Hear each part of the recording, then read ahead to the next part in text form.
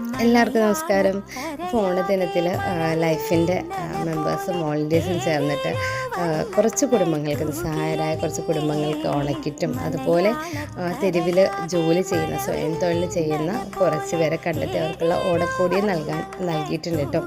കഴിഞ്ഞ വർഷം മുതൽ നമ്മൾ ഓണത്തിനാണെങ്കിലും പെരുന്നാളിനാണെങ്കിലും ക്രിസ്മസിനാണെങ്കിലും നമ്മളിതുപോലെയൊക്കെ ചെയ്തു വരുന്നുണ്ട്.